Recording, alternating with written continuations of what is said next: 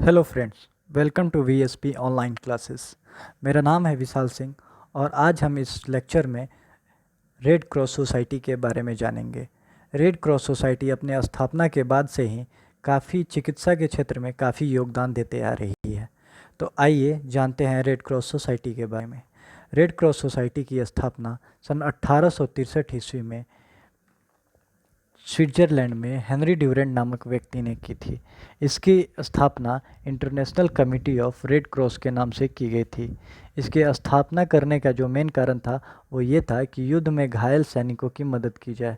सबसे पहले सन 1864 ईस्वी में हेनरी ड्यूरेंट नामक व्यक्ति ने यूरोप के अधिकतर देश के प्रतिनिधियों के सामने एक प्रस्ताव रखा, जिसे ड्यूरेंट प्रस्ताव के नाम से जाना जाता है। यह हालांकि ये जो प्रस्ताव था ये जनेवा में रखा गया था, इसलिए इसे जनेवा प्रस्ताव के नाम से भी जाना जाता है। इस प्रस्ताव में युद्ध बंदियों के अधिकार, मानवीय मूल्यों की रक्षा करने की बात की गई थी। इस प्रस्ताव में युद्ध में घायल और बीमार सैनिकों की सुरक्षा प्रदान करने की भी बात की गई थी। इसमें जितने भी देश शामिल हुए इनमें से केवल 12 देशों ने हस्ताक्षर किए। आइए अब बात करते हैं रेड क्रॉस सोसाइटी के बारे में। रेड क्रॉस सोसाइटी की अगर बात करें तो इसका साइन जो होता है वो सफ़ेद पट्टी पे लाल रंग का क्रॉस का निशान होता है।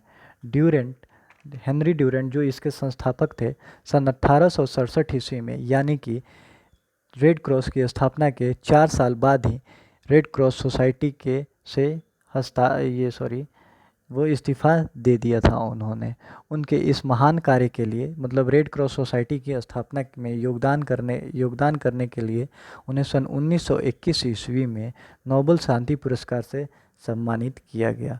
जेनेवा एग्रीमेंट के अतिरिक्त 3 और जेनेवा एग्रीमेंट किए गए, यानी कि जो 1864 में एग्रीमेंट हुआ था जेनेवा एग्रीमेंट, उसके अलावा 3 और जेनेवा एग्रीमेंट हुए, जिसमें से 3 अलग प्रोटोकॉल भी ऐड किए गए। इस प्रोटोकॉल में समुद्री जो युद्ध होती थी उसमें भी जो सैनिक घायल होते थे उनको भी सम्मिलित किया गया और नागरिकों की सुरक्षा की भी बात की गई।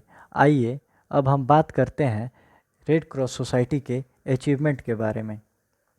रेड क्रॉस सोसाइटी के हालांकि बहुत सारे अचीवमेंट हैं, लेकिन उनमें से मुख्य अचीवमेंटों के बारे में हम यहाँ बात करेंगे।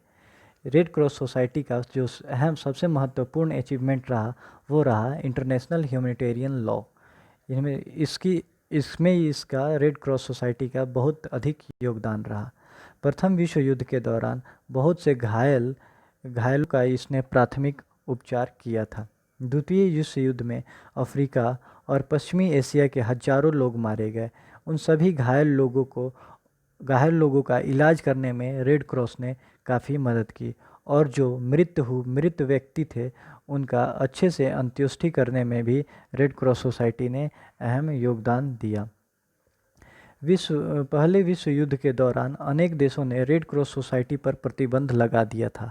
हालांकि इसका जो कार्य था, प्रथम विश्व युद्ध के दौरान इसने जो कार्य किया, जो इसने योगदान दिया, उस योगदान को देखने के बाद विश्व के लगभग सभी देशों ने रेड क्रॉस सोसाइटी की शाखा अपने देश में खोलने की मंजूरी दे दी। शाखा खुलते ही रेड क्रॉस सोसाइटी ने मानव सेवा में कार्य करना शुरू कर दिया। सबसे पहले रक्तदान शिविरों का आयोजन करना रेड क्रॉस सोसाइटी के टॉप प्रायोरिटी लिस्ट में थी। दुनिया भर में ब्लड बैंक की स्थापना करना भी रेड क्रॉस सोसाइटी की प्रायोरिटी लिस्ट में थी। अगर हम बात करें रक्तदान की, तो रक्तदान में सबसे अधिक जिसने जागरूकता अभियान फैलाया वो रेड क्रॉस सोसाइटी ही था। जानलेवा बीमारी जैसे कैंसर, एनीमिया, थैलेसीमिया के बचाव के तरीके भी रेड क्रॉस सोसाइटी ने बहुत अच्छे से सुझाया था। अभी हम देखते हैं जैसे गांव में दवाएं, हॉस्पिटल्स, एम्बुलेंस अच्छे से मुहैया नहीं हो पाती है, लेकिन रेड क्रॉस सोसाइटी ने भी इस क्षेत्र में सराहनीय कार्य किए हैं।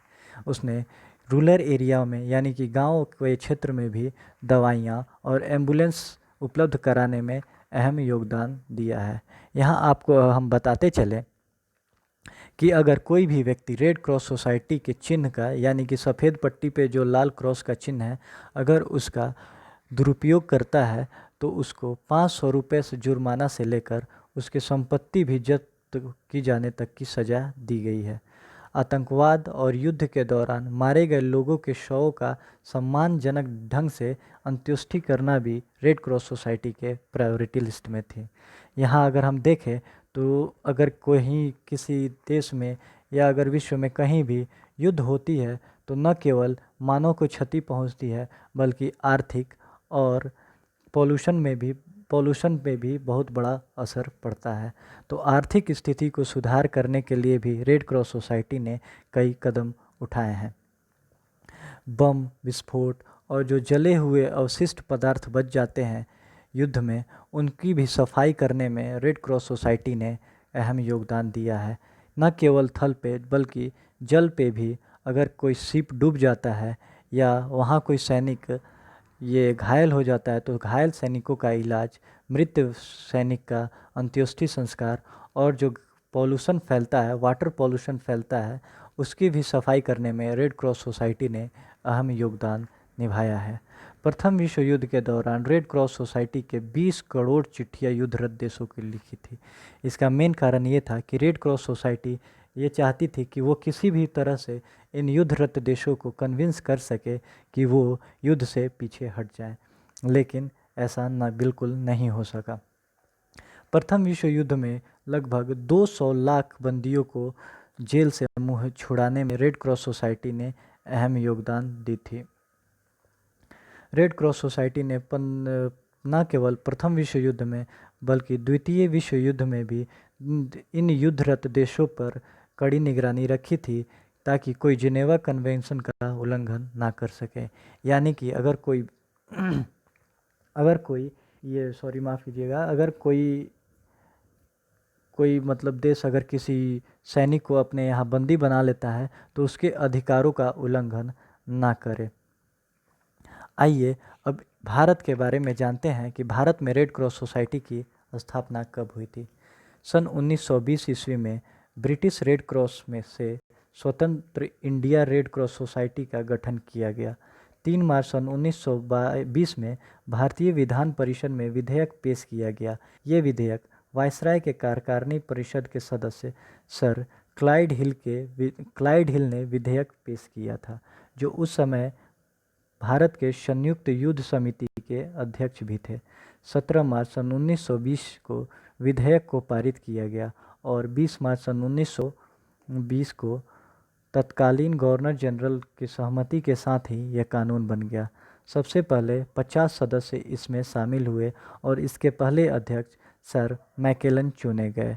आज़ादी के पश्चात सन 1950 में भारत में जिनेवा कन्वेंशन पर हस्ताक्षर किए।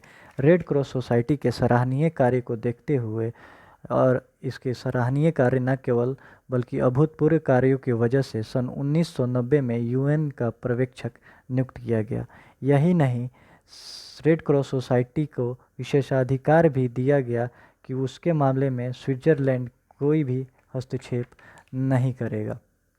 यहाँ तक कि कर मुक्ति भी इसको दी गई थी। धन्यवाद। अगर आपको ये वीडियो पसंद आया हो तो please do like, share, subscribe and take care. Good bye.